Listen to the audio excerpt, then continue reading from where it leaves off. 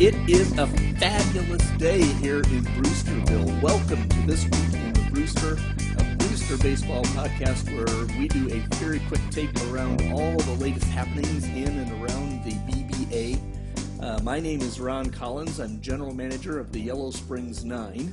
And I am Justin Niles, leader of Hawk Nation. Hawk Nation, I like that. Hawk Nation, Omahawks. I mean, my God, how much better can things get right now? This is like the best week of the entire season as Yellow Springs hits the afterburners and begins to catch up and sense the fear in the Louisville Sluggers. You just cannot get any better of a week than, well, you could have almost gotten a better week. We could have won one more game, but it just is a fantastic week in the Brewster. That's all I've got to say. Absolutely. It's heating up. It's heating up quick. Lots of movement around in the divisions, lots of movement in playoff teams, and so it should be a fantastic finish. Yeah. There's lots of playoff teams and all that stuff, but we don't really need to talk about anybody except Yellow Springs, who is on the biggest run, sensing the fear from the Louisville Sluggers as the genius begins his final promenade out of the heartland.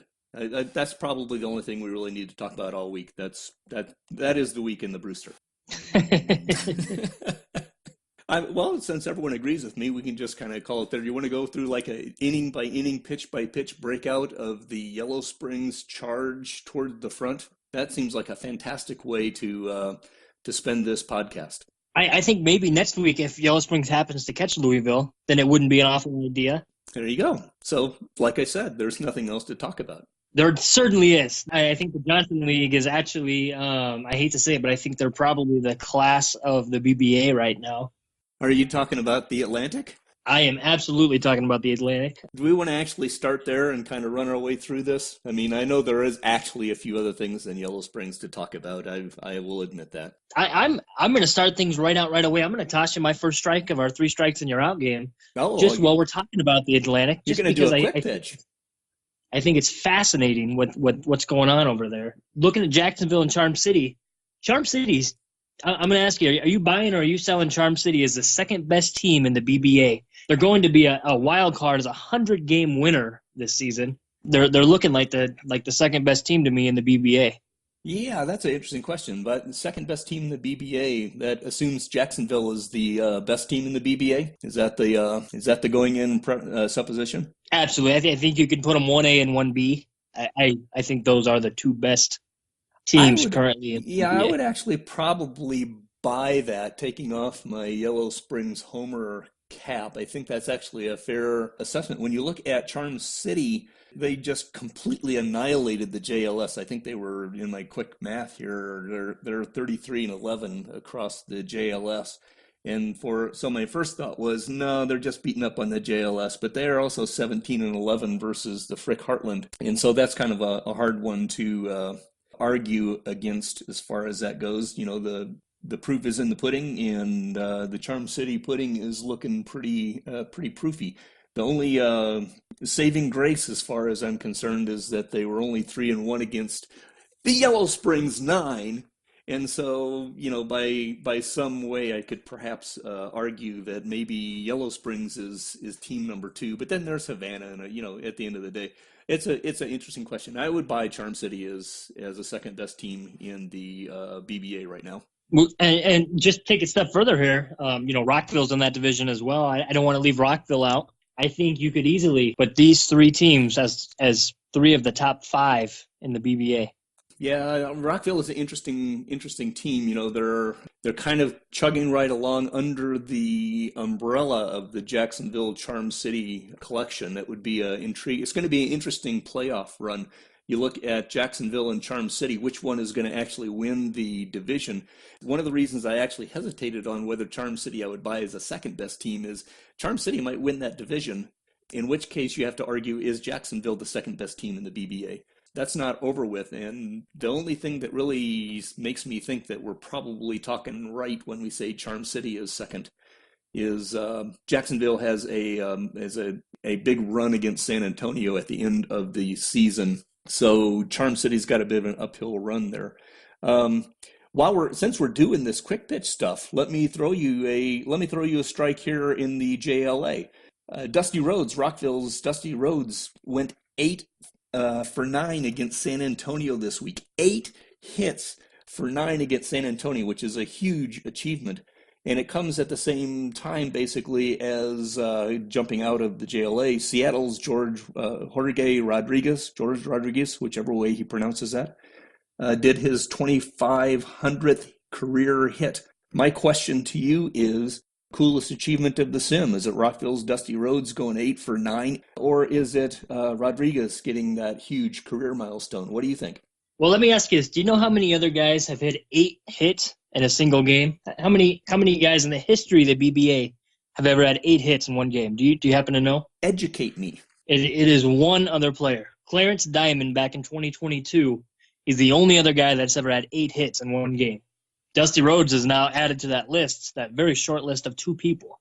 Jorge Rodriguez getting his 2,500th hit. Nothing to sneeze at, but that puts him at number 51 on the all-time leaderboard. So I'm absolutely going with Dusty Rhodes on this one. I'm with you too. Although the Rodriguez getting his 2,500th hit is big for the heartstrings, and caps off to him, and congratulations to the Seattle folks, because that's a big run. But Dusty Rhodes 8 for 9, 8 for 9. Oh my gosh. So anyway, who do you pick, Jacksonville or Charm City? If I have to put you as a sidecar strike, who do you pick? I'm taking Jacksonville on this. They actually, Charm City has a little bit of an easier schedule to finish the year out. Jacksonville still has a series against Havana, but I am taking Jacksonville on this just because they've really impressed me top to bottom this year. Well, you want to move to the Johnson League Southern? Yeah, absolutely. I don't think there's any real question here. There's 3 teams technically still with a playoff shot. Havana, New Orleans, and Las Vegas is still sitting in there with a division chance. This is Havana's division. I don't think there's any doubt about that. They got their magic number down to 11. They do have a series coming up against Las Vegas and Jacksonville, which is going to be tough for them. They have quite a stretch there. But I don't see it going any other way other than Havana taking this division. New Orleans has San Antonio and Brooklyn. They got a much easier schedule, but I just don't think they're going to catch Havana.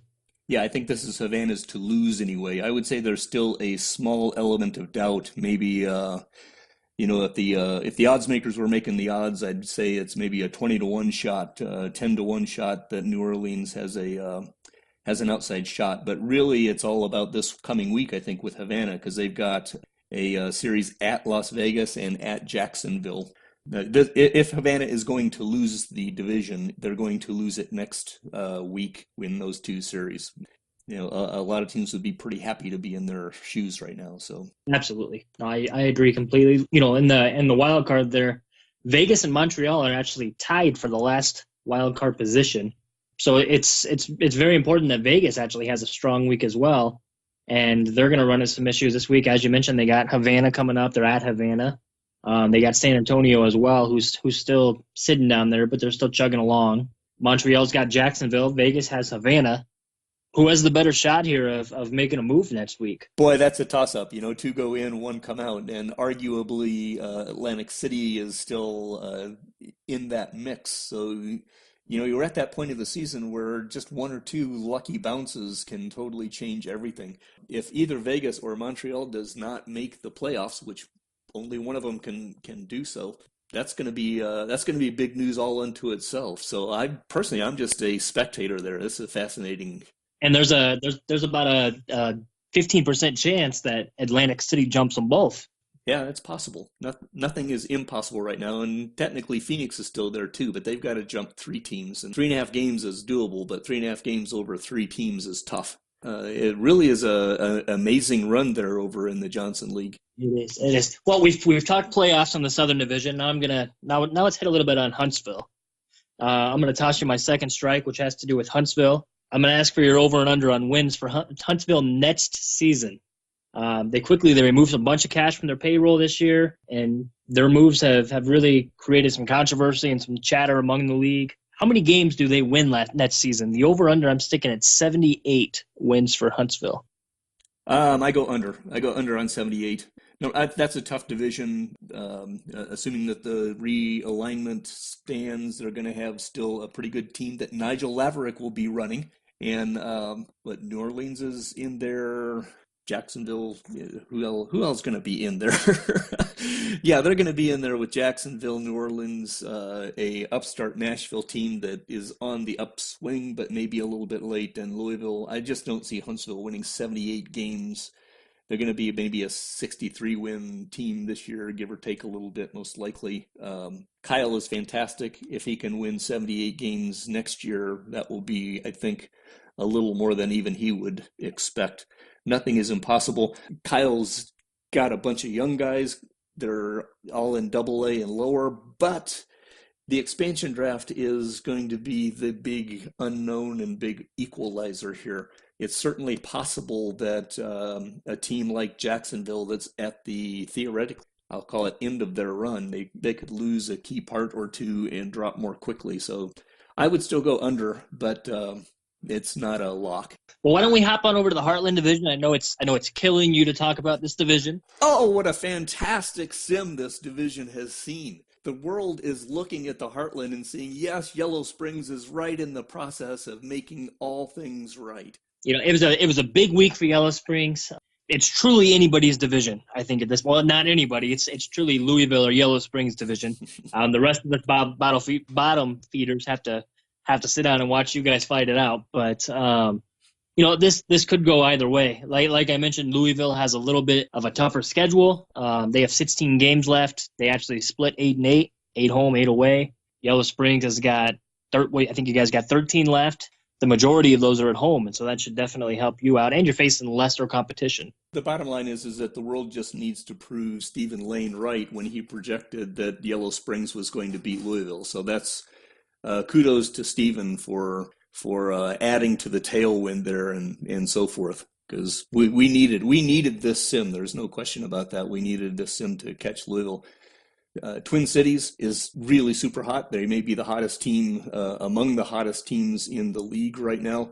Madison is obviously struggling after their big swaps, and the negative side of the news is your Hawk Nation has got to be mourning right now after having a pretty rugged your 6 games in a row, I think, that you've lost, if I remember right. Yeah, five out of 6 of them were 1-run losses too. So even more insult to injury. It wasn't like we were blown out.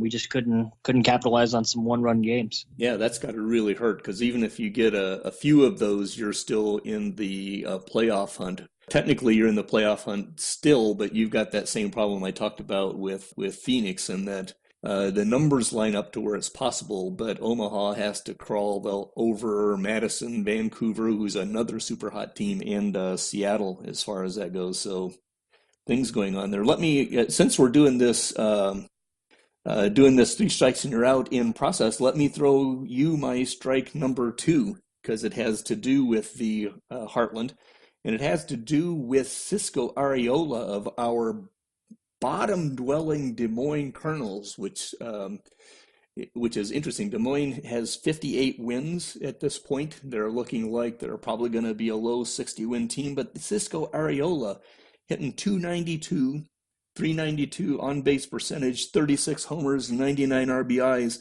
Those are some really nice big numbers. On top of that, he's currently leading the Frick in slugging, OPS, WOBA, WAR, 6.9 WAR over anyone else. My question to you is, if he can continue on this pace for just the next 2 weeks, does Cisco Areola win the Frick Sawyer Silk Award? Oh, no doubt. I don't even know if he has to continue at this pace for the next 2 weeks. I think you have a hard time convincing me otherwise. The only other person in the Frick that I would even consider is John Mick of Madison. But no other player deserves it more than Areola to be a catcher and to be putting up those kind of numbers. And imagine where Des Moines would be without it. Des Moines bad right now. Imagine where they would be without a player like that anchor in their lineup. Indeed, without any question. And the idea that the 7th place team in the Frick Heartland could be the Sawyer Silk Award is a huge tip of the cap to Cisco. I have to admit that I'm personally kind of rooting for him, because I absolutely adore him as among the best catchers in the history of the league. Absolutely. And since you tossed me your second strike, I'm actually gonna go ahead and throw you my third strike. Miguel Dadez of Madison. Big news this week. He's got a career-ending elbow injury. Most recently, he was actually traded from Huntsville to Madison. His career ender wipes away $51 million owed to him through 2039, which would have been his year 37 season. Is this a blessing in disguise for Madison, or is it a plague of continued injuries? Just for what it's worth, he finishes with a career 3.25 ERA, 108 wins, and a whip under 1.10. Yeah, I don't think this is a blessing in disguise. I think that Datis was a key part of Chris's plan, and so I don't think it's like the end of the world, because for $10 million that he would, 10.5 million, I think he was owed next year and beyond. I think he can go out and do something and find something more. He gave away a pretty good solid prospect to Huntsville for Datis. I kind of scratched my head when that happened. Now, I completely get it. Datis is a fantastic pitcher when he can pitch. But, he had Tommy John surgery in 2032. He had elbow reconstruction in 2033. A big, long contract like that. I think it was just more of a bad gamble that turned, even worse than could be expected. Let me follow up on that. Had he come back from this injury and played out his $51 million, at that point, do you think this would have been a horrible deal for Madison? It just depends on how he came back, right? I mean, if he's this 3.25 ERA, 108 win guy for the next 2 or 3 years, then Madison does fine with it. I mean, based on his injury history, you have to think his arm's about to fall off, and so you can't imagine him coming back at what he was. Yeah, you just don't know. I think it was an interesting acquisition. I think it was probably a pretty bad gamble and somewhat doomed from the start. If Datis had still been on Huntsville when he had this injury, I would say it's kind of a blessing in disguise for Huntsville, because I think Kyle's doing anything he can to get those numbers off of the ledger. But as far as Madison is concerned, I think Datis could be expected to pitch adequately for a couple of years, and I think Madison's front office was basically saying, we'll take the gamble for a 1 or 2 year value. I think the contract, I think it was going to run him out to like 37 or 38 as an age, and by that time, without any question, my guess would be that $10.5 million a year would be a bit of an albatross. But usually you can kind of work your way around that with one guy. I don't think that it's a blessing in disguise. Although, on the other hand, maybe they'll figure out a way to get Soto back, because Luis Soto is who they traded away, and he's going to be a free agent, so maybe they'll go out and get Soto for that same kind of money. It depends on what the market is for Soto. Right. So, not the end of the world, but, they gave away a good prospect for essentially nothing. So, what the heck? All right, so we move on right down to the Pacific Division. Yes, one of the most intriguing little runs going on right now, right? I mean, what a fantastic season right now. You've got Havana in the JL South, who still needs a good week to put the nail in the coffin. You've got a huge pennant chase going on with Jacksonville and Charm City, half a game apart. You got a similar run between Louisville and Yellow Springs, and then here in Pacific, you've got Calgary and Long Beach, who are a game apart from each other, struggling for the top of the division. Fantastic season, just a fantastic season. Right, and these guys actually have if I'm not mistaken, they have a huge 7-game series, 8-game series to end the year against each other. Yeah, they've got 7 games at Calgary, so that kind of leaves Calgary in the driver's seat. If you look at their schedules, Calgary's got a series at Louisville and at Madison next week, and Long Beach has, I think it's Seattle and at Valencia. So I think there's every chance that you could see these two teams going into that huge 7-game series tied. You could see Long Beach up a game. You could see Calgary up a game. It's going to be a real barn burner over there. Absolutely. Well, I'm going to go out on a limb, and I'm going to take Calgary without question, just because of the home series with Long Beach. Mm-hmm. Calgary plays very, very well at home. Long Beach is no bum on the road. Calgary plays better at home, and with a 7-game series at home, I would expect Calgary to take 4 of those 7. If you're a betting person, you probably have at least kind of 2-to-1 odds Calgary over Long Beach. But, like I said earlier, though, I think this is a time period where you just need 1 or 2 kind of lucky things to happen, and things can change. So I would bet a lunch on Calgary, but I would not bet the house. Speaking of one or two great things to happen, Vancouver kind of came out of nowhere this week and has hopped back into the wild card discussion. They had a really solid week. They actually swept us. They had 4 against Omaha. They swept us in Omaha. Yeah, I think Vancouver fans have got to be must be pretty excited because I think the team is apparently reacting extremely well to the vacation of Brett Schroeder moving over to Boise and bringing in Gregory French. I mean, clearly that's got to be must be the lever that has changed all things because Vancouver is one of the hottest teams going on right now. And in fact, since you're talking about Vancouver, let me throw you my strike number 3. Vancouver had a pair of walk-off wins this week, winning 3-2 over Edmonton. They got you guys 7-6 a day ago. A couple other of walk-offs that have happened in this past week. Twin Cities beat Louisville 3. Let me say that again. Twin Cities beat Louisville 3-2 on a walk-off on the 12th, and that was a doubleheader, by the way. Twin Cities beat Louisville twice, and also Montreal took Huntsville on a 4-3 walk-off. And my question to you, my strike to you is, which one of those 3 collections makes the biggest impact of the races? Vancouver taking 2 walk-offs, Twin Cities taking 1 over Louisville, Montreal 1 over Huntsville. Which one makes the biggest impact? Well, I think you can look at them a bunch of different ways. You could say Montreal because Huntsville is a team that they're supposed to beat, and a loss that it would have really hurt them and probably knocked them out of the playoff race on the wild card spot. You could say Twin Cities because Louisville is a team that they weren't expected to beat, and they beat them twice, and that could be the difference between making the playoffs and not making the playoffs, and a division crown for Louisville. That very well could be the deciding factor as to whether or not Yellow Springs or Louisville takes the Heartland. However, I'm going to go with Vancouver here. The wins over Edmonton, they actually swept Omaha, which, like I mentioned, they're right up in the wild card spot now, in the final wild card spot, or they're in the race for it. And they still have a 4-game series against Twin Cities to end the season.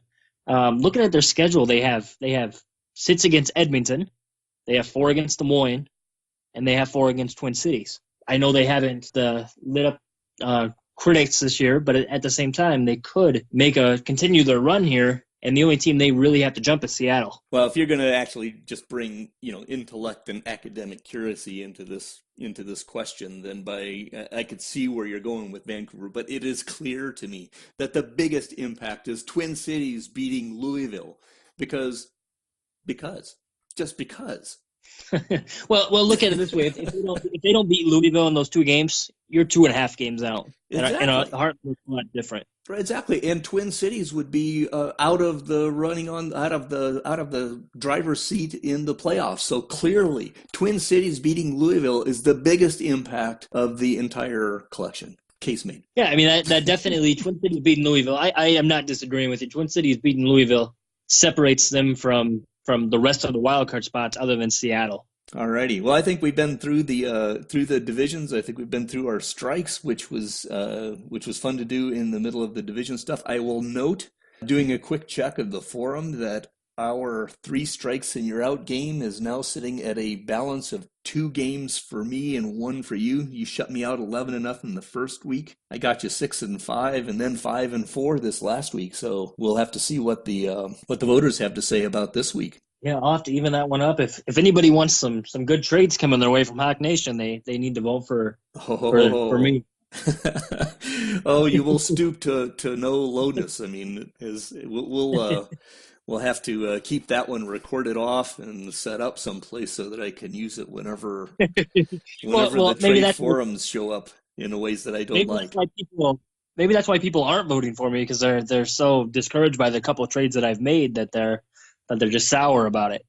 Well, that could be. I'll take whatever advantage I can get. Absolutely. Well, it's been fun. Do it again next week. Sounds great. Sounds like we'll have a set of pennant races decided and moving into the playoffs. So it ought to be a fun conversation. It should be. Maybe some playoff picks for next week. All righty. Well, we'll see you next week then. The Brewster Baseball Association is an out-of-the-park baseball league that's commissioner is the one and only Matt Rechtenwald and is competed in by 28 amazing general managers. Check us out at montybrewster.net. Music is Take to the Skies by Forget the Whale and is used through Creative Commons Attribution Non-Commercial License. See you next time, Brewster fans. Until then, have fun, be safe, and always remember that defense is highly overrated.